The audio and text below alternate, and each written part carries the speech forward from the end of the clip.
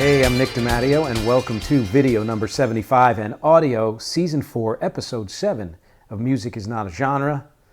Thank you to everyone who supports and listens, especially those of you on patreon.com/musicisnotagenre. I appreciate everything you do for me there. If you are listening and not watching, then you are hearing it because I distribute it through Anchor, and you can go to anchor.fm/musicisnotagenre and throw in any donation amount there. Everything that you do helps to support this podcast and everything I do, and I really appreciate that. And as always, you can see me on youtube.com/Nick DiMatteo and elsewhere. And today, well, let's get to it. This is going to be an interesting one. As I mentioned in the first episode of this season, I'm thinking of doing a bunch of changes and things like that, kind of keeping to the core, but adding a few things here, shifting a few things there. And this is maybe, I would say, the first podcast of this season where that's very, very evident. The topic for this week is Fatboy Slim and Last Night a DJ Saved My Life. Are DJs artists? So let me just right off the bat tell you what's going to happen in this podcast that might be different from the other episodes that I've done, any of them really. First, I will be talking about the artist, which in this case is Fatboy Slim, or Norman Cook, or however you want to call him, and all of that, the 2 CDs of his that I own, and through the music, and et cetera, et cetera. I am also going to be, for the very first time, talking about a book. And as I mentioned in that first episode of this season, I've read a lot, well, I didn't say this, but I've read a lot of books on music. Some of them have been novels, most of them have been nonfiction, and this book here is one of them. If it looks a little thin here, those of you viewing me, it's because this is actually just a picture of the cover, because I lent it to my father, who's reading through this entire thing, and we've been having discussions on that. And I had thought before this season started that a great way to introduce reviewing a book in Music is Not a Genre is to tie it to an artist. And in this case, this makes perfect sense because this book is all about DJs, and Fatboy Slim, of course, is a DJ, but also was quoted quite often in this book. And then the other thing that's going to be different is I'm talking all the time about how important my music is to me, my band Rec. And at the end of almost every episode, I connect what we're talking about here to my music in some way. And I listened back to a couple episodes of my podcast this past weekend, as well as having done that first edition of the interview this season with Catherine. Hopefully, if you haven't seen it or heard it, please do. That was really fun. She asked great questions. And those two things made me realize that I'm only kind of slightly putting my money where my mouth is when it comes to that. So towards the end of the podcast, or the last third or whatever you want to say, I'm going to be spending a little bit more time on how this connects to my music and what that means, and maybe even dissecting a song or two. So that's the layout here. So let's get to part one, which is all about the Housemartins. Yes, that classic band. I know anytime you hear a Housemartins hit on the radio, it just takes you back to the time when you still also had no idea who the Housemartins were. They were a 1980s, what you'd call jangle pop band. And if you're not sure what that is, think of the Smiths, but a little maybe happier. And that's kind of the Housemartins sound. They had a few UK hits. I don't think it went beyond that. Their biggest hit was actually a cover, a song called Caravan of Love by Isley, Jasper, Isley, which was a short-lived offshoot group from the Isley brothers. And side note there, and the reason why I bring this up, I don't own any Isley brothers material, but I may end up talking about them at some point because I bumped into them I forget why, and I didn't do a chronology of them, but I listened to a lot of what they did, like greatest hits and a few things here and there. And, or did I? I don't remember. But what I found was, first of all, they started in the late 50s, and you have like Twist and Shout was one of their big hits, and the song from Animal House, Shout, I guess. That song. I think that's what it is. And had hits in the 60s, had hits in the 70s, had hits in the 80s. They have done some things beyond that. They are still together. Not every one of them is alive, but they are still together, their core, which means they have been making hits and music for over 60 years. How many other bands or families can say that? So that's just a side note. And the Housemartins cover of Caravan of Love is fully a cappella. And I bring that up because it reminded me just uncannily of this other British band, the Futureheads. I would be surprised if they didn't somehow listen to the Housemartins or maybe that's just in the ether over there. But Futureheads did a follow-up to one of their big albums, was an a cappella album. And it's amazing how much that sounded like that. It just kind of struck me. So anyway, if you're into the Smiths but maybe want to be a little happier, look up the Housemartins and then go look up Futureheads. It's a band I'm going to be talking about in a future episode, Futurehead episode anyway.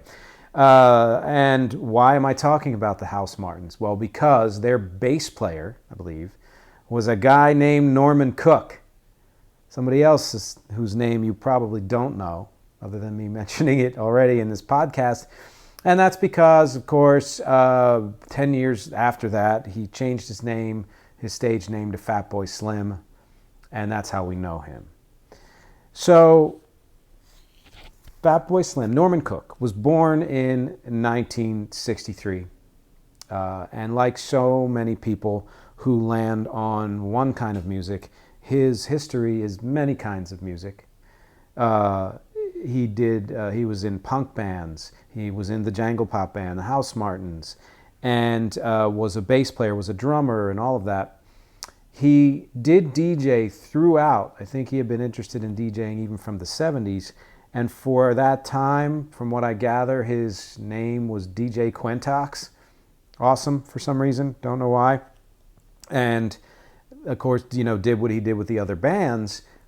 But then when the Housemartins broke up and all of that happened, he shifted back to DJing as his main thing and formed this loose collective called Beats International, which had some hits. I, for some reason, did not put down what they were, but you can look them up. They actually were mostly UK hits, and they were used in, I think one was used in a commercial. And what happened was the sampling was huge then. So those of you who are watching on video, you're going to see a few things here. First of all, I have my turntable open because it's about DJing. This is not maybe a turntable you would DJ with. I gave away all my turntable DJs a long time ago. I have my headphones there holding the paper, which is the cover of the book. I have the 2 CDs. I have this little guy in the middle who's got this giant cap and his face is a speaker. So that's something, right? It's connected. And then underneath that, I have a classic keyboard, the Casio SK1. And the Casio SK1 was the first keyboard I ever owned. This is not that one. I traded that one away for some dumb reason, for some not great keyboard. But that was college. And a friend of mine, Daniel Cousins, bought this one for me as a replacement. I think he found it on eBay or something. And that's here because this is how huge sampling was back then. It had gotten to the point where it was affordable to anybody. And in this case, sampling, you'd record a snippet of your voice or another sound, and then you could play it on the keys here at different pitches. And so many, I came to how many songs used that in the 1980s, especially that particular kind of sampling. But the other kind of sampling that was used a ton, especially in the mid-late 80s, early 90s, and beyond, but we'll talk about why I stopped there, it was sampling actual recorded material from other artists. Now, Sampling is a long history. I talked about it in a different episode last season when I was talking about dance music and DJing, I think, or something like that. I do not recall. And you can look it up. A lot of good episodes out there. And it didn't become a thing in the pop world really until the 1980s, and it spread everywhere. And it wasn't just in hip-hop, it was in other kinds of music too, but hip-hop really kind of took it to where it would end up, or where it was headed. And the thing then is, it was so new that it was unregulated. So record companies and copyright laws and things hadn't caught up to the use of snippets of previously recorded material. So a lot of artists were able to put together their sampling, whatever it was they were doing on their recordings without having to clear rights for anything, and people would use 10, 20, dozens, hundreds of samples on the stuff they were doing, and there were initially no lawsuits, things like that. And now I remember it was the Danger Mouse episode where I was talking about his Grey album and sampling, and how that had to be free because by the time he released it, he couldn't clear all the samples that he got from Jay-Z and the Beatles. Anyway, because that's a word now. This applies to Norman Cook because when he was in Beats International, he had this big hit and got sued. And this was right when a lot of those lawsuits were coming about and the kind of case law was being established, the precedent for future use of samples. And a lot of artists and producers and such were being sued. And he lost his case, and it bankrupted him. Beats International folded. I can't say if that's why, but I'm suspecting that's partly why. And he moved on to create other groups, one, Freak Power, and I listened through to some of this stuff. The song Turn On, Tune In, Cop Out, very cool, was a big hit. Then a band called Pizza Man, which had 3 hits, Trippin' on Sunshine, Sex on the Streets, and Happiness. And like his other incarnations, a lot of this stuff was beginning to be used commercially, in commercials and for other themes and things like that, because he was tapping into a sound that was still then really underground, but was finding a way to make it mainstream and accessible even really before it was.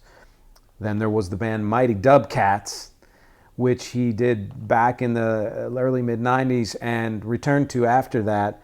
They had a hit with the song Magic Carpet Ride. Then, and I'm skipping through all this for many reasons, but it's mainly because his big breakout success was, of course, when he changed his name in 1996 to Fatboy Slim. He released an album called Better Living Through Chemistry. And great, that to me set the precedent for what he was ramping up to do, which I would describe as, I guess you could say, intelligent dance music. And I know that's loaded. I know it's very loaded. But what I'm thinking there is this.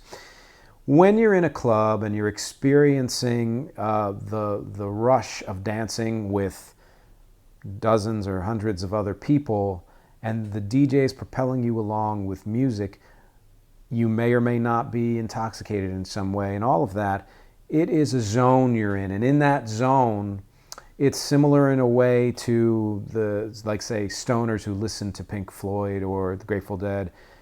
That music of that kind, either kind, does not necessarily have to be intricate or varied in many ways, and often would maybe suffer if it was, because the way it's being absorbed is such that it's creating a mood, an atmosphere, a zone, and all of that. And that is very true for much of dance music, not all of dance music. I've talked about this in previous episodes. I believe that Norman Cook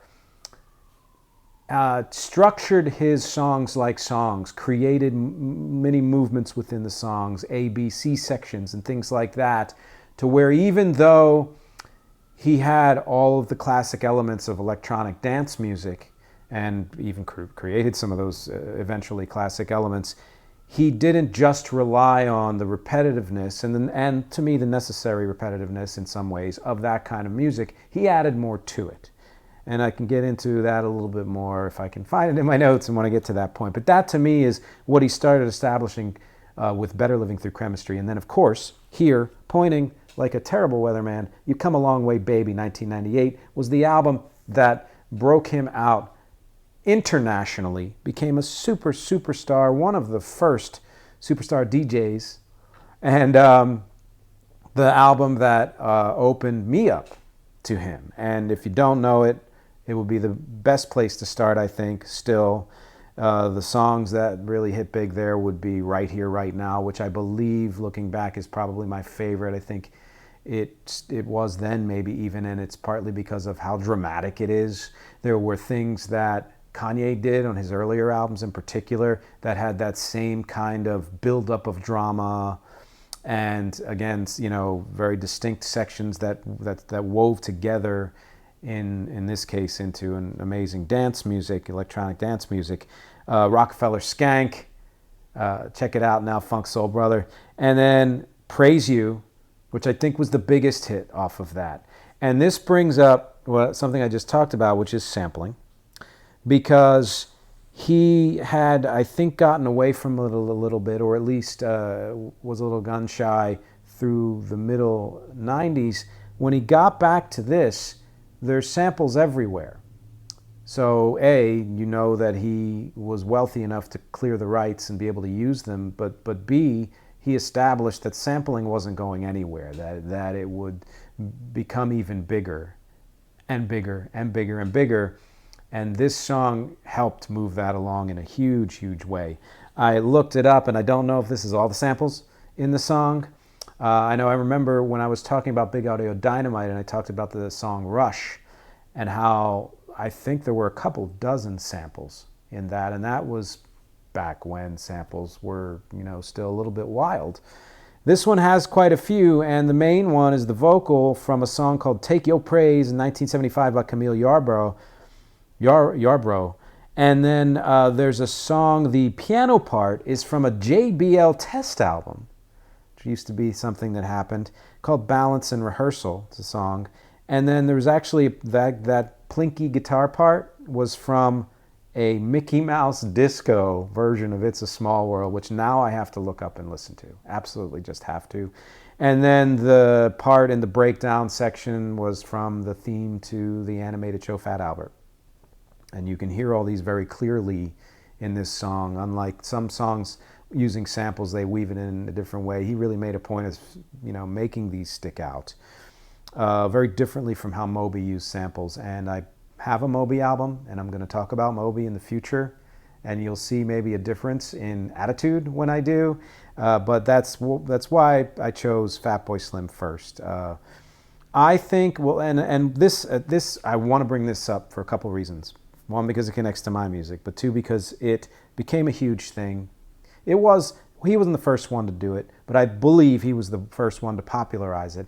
And then others like Skrillex and people beyond that used it everywhere, to the point where then it stopped being used because it became a bit of a cliche, and now it's being used again in some ways. It never stopped fully, but you know what I mean. It kind of comes in and out.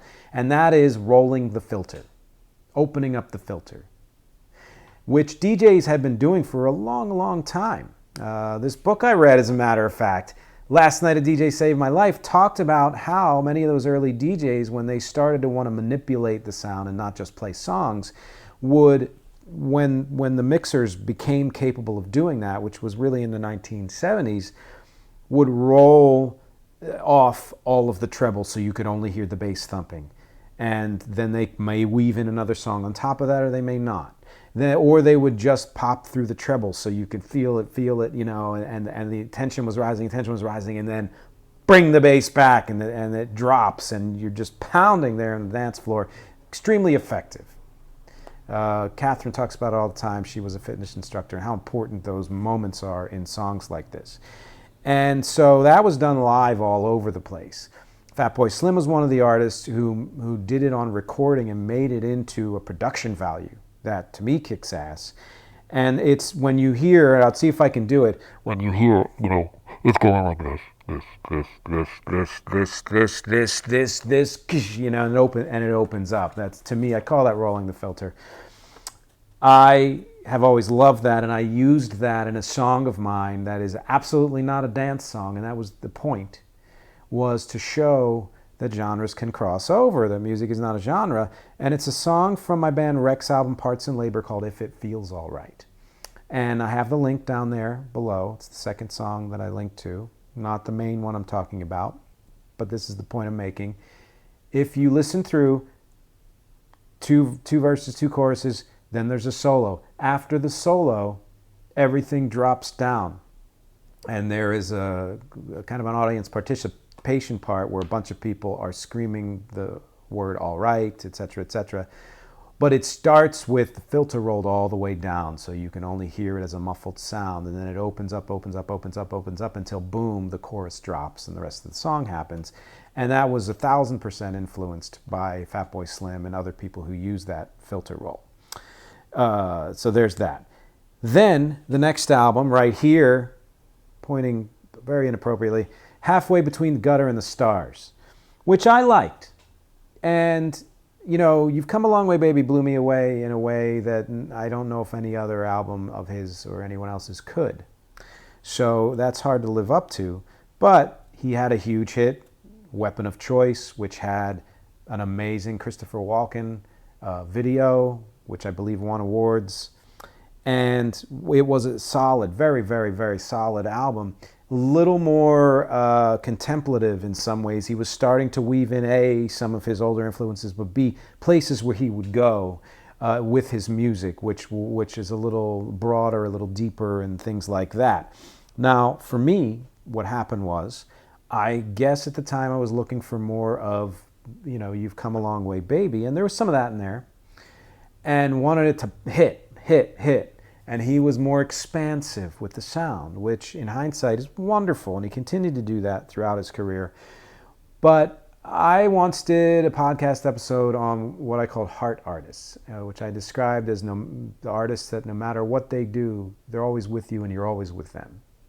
This is how you know when an artist is becoming a heart artist for you, is when they take a turn in their career, and you may not have wanted them to take that turn. You may not be fully into that turn, but you go with them anyway. You absorb it, and you eventually end up liking it and maybe even loving it. So many bands that I've followed have done that. Prince did that several times. But being a hard artist, I'm like, I'm going with you, trusting you. And the trust paid off. In this case, not having known Norman Cook's work for very long, he hadn't sunk in a certain way, or whatever the reasons, when this album hit, I was like, okay, cool. And now I've kind of had enough, and then I, moved off, and up until recently, I listened really to any of his other work. But that was a moment in time, taste change, etc. And of course, he's one of the greatest at what he does. And he continued to do it. He did more Fatboy Slim with the album Palookaville, which I hadn't heard till recently. I love the song /dash. There was more singing on this album and more kind of hip hop to it, and more songwriting, stuff, and some collaboration. And kind of wished I had stuck with him, because I think I would have loved that album when it came out. Then he released what was considered a comeback single in 2013 called Eat, Sleep, Rave, Repeat. And also did some stuff under the name Fatboy Slim as recently as last year with the album Back to Mine, which is a bunch of mixes and remixes of other songs. Another thing that I'm just going to bring up, he did a thing with his daughter last year during the pandemic, which really touched me, because anytime I see an artist working with their kids, something that I don't get to do as often as I'd like, it just hits me right in the heart. One of the greatest things you can imagine. It's happened, thousands of times, but to see it like that, I really loved it. He also did some bands in between all this called Brighton Port Authority. He did more under the name Mighty Dubcats. And he did lots of remixes for artists like Corner Shop, one of my favorites, who I will be tearing apart in a future podcast. A Tribe Called Quest, a band that I've listened to recently because of the Rolling Stone Top 500 and need to get way more into. And the Beastie Boys, one of my favorites, which you should know if you've been listening to me. He also collaborated on an Imelda Marcos musical with David Byrne in 2010 called Here Lies Love. I remember that musical. I forgot that he was a part of it. I never saw the musical, but I remember the musical existed because it was such an interesting topic to me. And the thing I'll say about this takeaway from all this is that no matter what Norman Cook does, under whatever name, he is always exploring, always expanding. He's throwing in things like samples and funk and electronica and rock and glitch and world and ambient and spoken word and beyond all of that, and still adds the texture and structure and drama of songs that go beyond the dance floor. He's been very good at recontextualizing music from outside of the dance world, from music, from older music, as things samples do. I call it party music with an eclectic brain behind it. He is a DJ. He's also a musician, and he is an artist. And this is a statement that is controversial to some people. It's in the same way that when hip-hop was slowly being accepted, a lot of traditional musicians and music fans would say hip-hop's not music, and they'd have their reasons why. Ridiculous, but right. DJing, same thing. There are a lot of people that believe, well, what a DJ does is play other people's music, so how can that be artistic, or how can that person be an artist? Now, I've been a DJ since I was a preteen. I would use 2 cassette players, or I would make mixes, or I would love to string one song after another, and all of that stuff. And I even understood then there were many ways to DJ, in that, and here's some, playing only the hits, what people want to hear. Playing the hits, but throwing in maybe a surprise song or two. Maybe from a different genre, or something that people hadn't heard in a while, or playing just obscure tunes, which is part of what this book I'm going to talk about soon went into. Play a mix of genres, or just play all one kind of music. Play standalone songs, so you play a song, you stop and talk and say, hey, that was a song by artist, and then, or crossfade it and beat match, which is something that came about in the late 60s, especially into the 70s. And that became really what DJing, would grow into. Create remixes of existing songs, whether existing dance songs or non-dance songs, and create them in the style of a dance song, something that was huge, that's been huge since the 70s. Create entirely new mixes and remixes, things that hadn't existed before, so you are creating new music, which is something that really sprung up when house and techno came about. That can be done live, on the spot, where you have a sample of a beat, a sample of this, some other part, and you're putting them all together to create something entirely new. Eventually that became recorded music, partly because the people doing it wanted to make money, and the record companies wanted to make money, and so it launched a whole new kind of music that again went beyond the dance floor because it was recorded, you could hear it on the radio, you could buy it.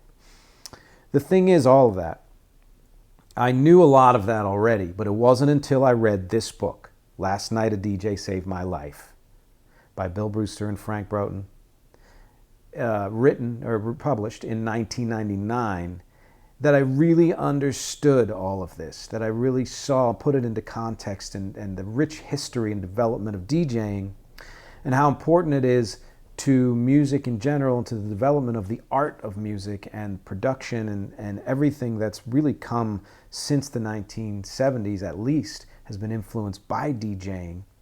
And that not only have I been a DJ here and there and a fan of DJing, but that my mind has always worked like a DJ's mind. So even when I am producing music of my own, of other people's, particularly of my own, of Rex, that is not at all dance music, the way I think of it, the way I produce it, the way I put it together, has those elements of, bringing in a layer of one thing, then pulling it out, of, dropping and breaking down and then popping back in and things like that. And that's just terrible, terribly kind of disjointed way of describing how I produce music. And most of what I produce is like that, even again, if it doesn't sound like dance music or DJ type music.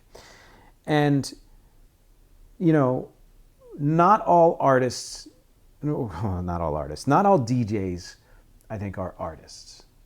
Performers maybe, because if you're performing live or on the radio, you hopefully, unless you're programmed, pre-programmed, you're choosing songs and you're talking in between and all of that, and that's performance of a sort. But you're not a musician or an artist.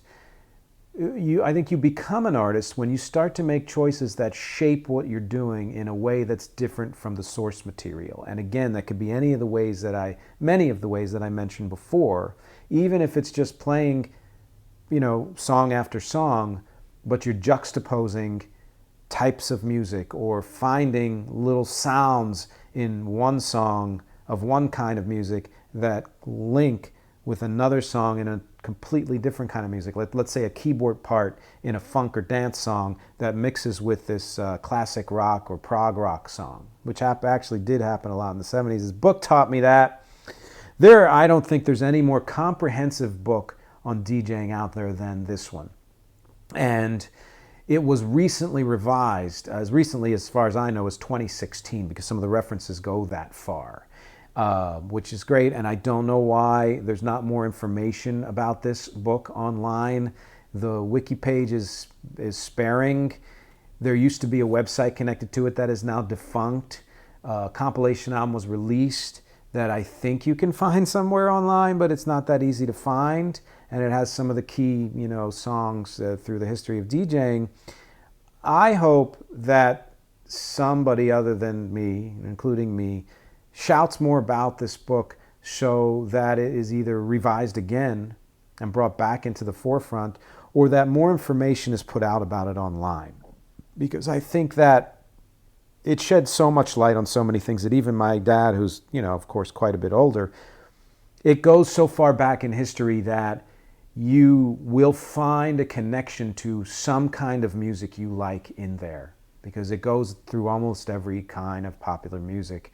And even classical music. In fact, the very first song they mention is the very first song that was ever played by a DJ before the name DJ was even existent, on the radio, on the airwaves. Very first, 1906, was a Handel song, George Friedrich Handel movement, and followed by the same guy doing a live violin performance, I believe. So there it was again, even from the very beginning of radio, recorded music and live music side by side. Some finer points here. The big points. Jimmy Savile in 1943 started a jazz dance party. And these, I believe both of these journalists are British, I want to say, or at least one of them is. And so this is a book that covers almost all the world as far as DJ, but focuses very much on Britain, Europe, and the United States more than anything else. And that's where a lot of DJing came about, with the exception of something I'm going to mention very soon. So that jazz dance party, I think, was one of the first established dance parties where someone would be playing non-live music, which was considered super, super weird. That radio program spawned clubs, which, again, seemed weird not to have live music. Why am I going to a club to listen to music that I could hear on the radio or that I could buy myself? But it took, and to the point where as early as 1947, the first dance club that we know of opened, called Whiskey A Go-Go in Paris. In 1953 was the first time 2 turntables were used. And that means that prior to that, it's like that one of the first kinds of DJs I mentioned, which was play a song, say what the song is, play the next song. Say what that song was, or say what the next song is coming. Play that song, talk a little bit, a lot of talking. Then in that late 50s, I believe, a type of group called sound systems sprung up in Jamaica. So this was not what we think of as a sound system, stereo system. It was a group of people playing music. Primarily 2 people, usually the DJ, who was called the selector, because they selected the records, and then a person who would be doing the announcing, which they called toasting. And often during that toasting, they would do cute, cool phrases or get people moving, on the dance floor, or they would rhyme and things like that. And that eventually very heavily influenced the development and birth of hip hop. Toasting, look up toasting. So ska, rocksteady, and reggae were some of the types of music that sound systems would do. And sound systems crossed over eventually to the States in a big way in the 1970s. But before I get there, in the 1960s, some of the big things is mixers were introduced. So you could use two turntables and be able to have different, crossfade, which allowed for beat matching. It was the first time that really happened. Allowed for queuing up a record and finding where it starts, so that when that other song ended, you could just release your finger and boom, the song starts right on cue. Then we'd get to the 70s, and funk had been huge in the early 70s. Some of it developed into disco, and disco morphed, and disco very, very heavily influenced hip hop. And when you put together many, many kinds of music, but in particular the sound system music from Jamaica, which was all over the Bronx by then, and disco, and elements of rock and other types of music, that's where hip hop came from, and the dance culture, because breakbeats, were used mostly so that dancers could dance, or so that live DJs or MCs could, talk over it and get the crowd going. And of course, those MCs developed into rappers and eventually hip hop artists, etc. So huge. Disco developed into high energy, and into at the end of the 70s, when it kind of fell out of favor, it was still very big in the gay and underground communities. And then morphed into new wave when electronic elements popped into dance music, which became the next big thing in the 80s. Electronic dance music, house and techno, Chicago and Detroit respectively. US and UK garage. UK garage is weird to me because, first of all, when I think of garage music, I think of garage rock, like one of my previous recent episodes of this on the Hives. But UK garage, that's not a thing at all. It's a mix of house, jungle, R&B, and dance pop, and some other things. Didn't know about it till I read this book. Read this book. That's where I learned about it. And then more development of electronic dance music with industrial and acid house and acid jazz even. Raves would pop up, so every few years or so there's a new name for a dance club or what people did at dance clubs. By the 90s, with Fatboy Slim and beyond, the DJs started to become stars in their own right, and this book talks about DJs becoming their own artists and their own stars, and how, like much of the music industry, all of the money rises to the top, so that a lot of those interim decades, many, many different kinds of DJs could make a living DJing. That happened less and less, to the point where it's now kind of bifurcated between the superstar DJs, the DJs making no money at their art, and then DJs who do like weddings and stuff like that. And I'm sure there are other kinds, but that's what pops into my head.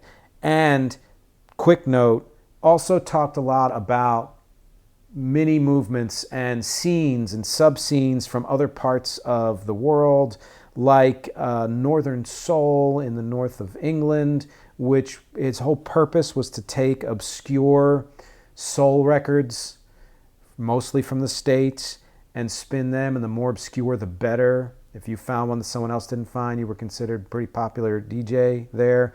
And then popcorn oldies, which I found out about this year or last year, because a guy contacted me online and played one of my dad's old recordings. And that's big in Belgium still, where they play a certain type of old rock and roll, kind of almost like a white doo-wop, kind of a soft, late 50s, early 60s would be a good benchmark for that. And they talk about a lot of those types of scenes in this book, way more than I can remember. And since I don't have the book with me, I can't look it up, but you can, because you can go get the book. Now comes the third part of this. And yeah, we're running long because we're setting a precedent here. You know, I'm not going to be reviewing a book for every episode, obviously, but I wanted to give due to one of my favorite music books of all time. As you know, I have a DJ background in many ways. You can hear that influence all over what I do, from the proto-me song Reflections to in the early 90s to my early mid-90s experiments in electronica that I didn't do much with because I started branching out into rock. But my solo albums at the time did have electronic elements infused in there because I couldn't get away from it, and because I think secretly it's something that I knew I was was a big part of me, to the straight out electro power pop of Wreck. And man, every Wreck album has a DJ mind behind it. Period. That's the best way to say it. And you listen to it, whether they're straight up power pop songs, rock songs, or electronic songs, you'll hear that. The flow, the breaks, the production, the sounds, the sonic exploration, the momentum. Something that I'm trying to work on in future work, which is not every song has to be a dance song or have a steady beat, even though that's something that I, really prize. And listen to any of Wreck's latest material from The Weird Objective, and you will totally hear the DJ influence in a huge way, especially on Syzygy for the Weird and Syncopy for the Weird, but even the other albums from this past year.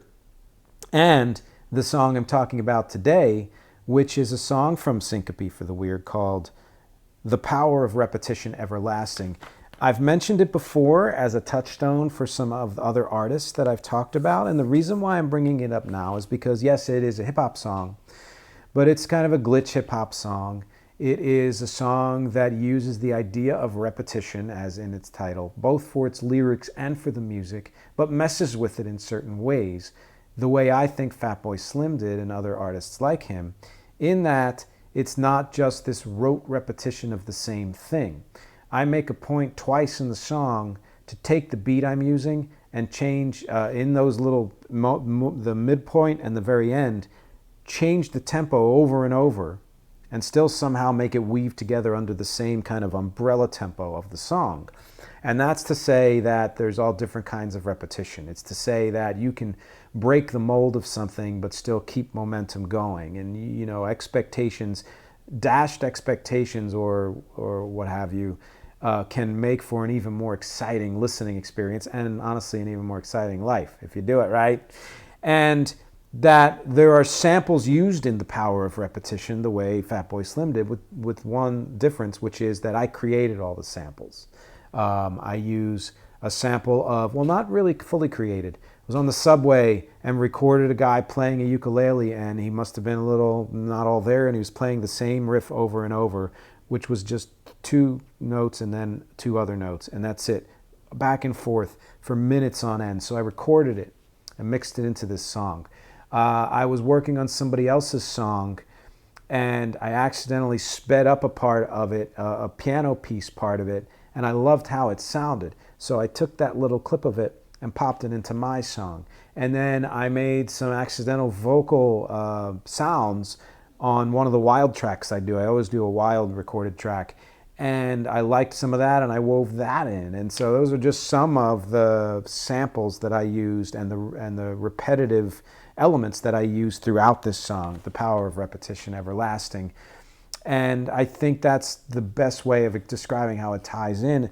Listen to the song. I haven't decided if I'm doing this yet, so I'm putting you into the process. I may start ending these podcasts with the song that I talk about instead of my theme, which is my song too, but not the song I talk about, because that way you'll get to hopefully hear the connection, and maybe then go also listen to the artists that I'm talking about and see if you can find those connections there.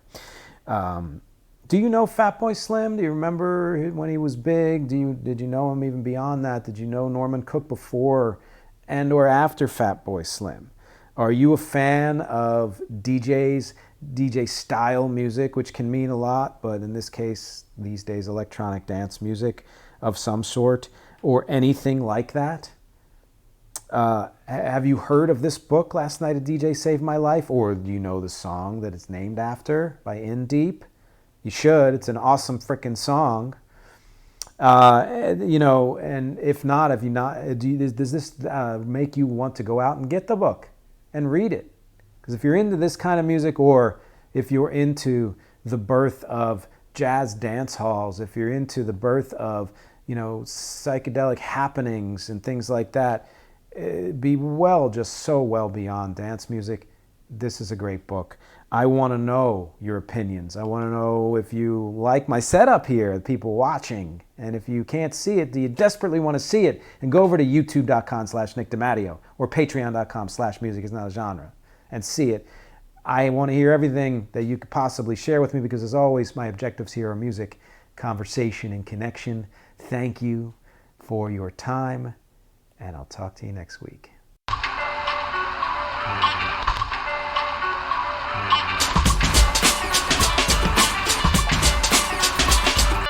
Wisdom through repetition is my mission. Like a Zen koan about a man fishing.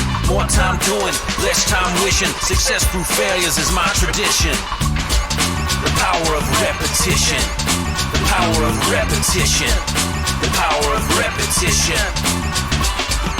I got a learning curve that's as hard as hell. I start off slow, so it's hard to tell that when I get going, you can feel me swell, and I drop like a bombshell. Power of repetition. The power of repetition. The power of repetition. My first name is a verb. Verb is a cognate of the word word. Forget everything you ever heard. The best MCs are the biggest nerds. Power of repetition. Power of repetition. Power of repetition. Power of repetition. Power of repetition. Power of repetition. Wisdom through repetition is my mission. More time doing, less time wishing. Wisdom through repetition is my mission. More time doing, less time wishing. The power of repetition. The power of repetition. If we ever need to remember, to learn, to know, to feel, to absorb, to grow, to change our condition, we need that repetition. We need that repetition. 2 years out and I got this down cold. 10 years out and I still don't feel old. 20 years down and I'm still going strong. It's the everlasting now if you love it all along. Everlasting. It's the everlasting. It's the everlasting now if you love it all along. Wisdom through repetition is my mission. Like a Zen koan about a man fishing. More time doing, less time wishing. Success through failures is my tradition. 2 years out and I got this down cold. 10 years out and it still don't feel old. 20 years down and I'm still going strong. It's the everlasting now if you love it all along. Everlasting. The power of repetition. Power of repetition. Power of repetition. Everlasting. Power of repetition. Power of repetition. The power of repetition. Power of repetition. Power of repetition. It's the everlasting now. Power of repetition. It's the everlasting now if you love it all along. 2 years, got this down cold. 10 years, got this down cold. The everlasting. The power of repetition. It's the everlasting now if you love it. 2 years, got this down cold. 10 years, still don't feel old. The power of repetition. The power of repetition. It's the everlasting now.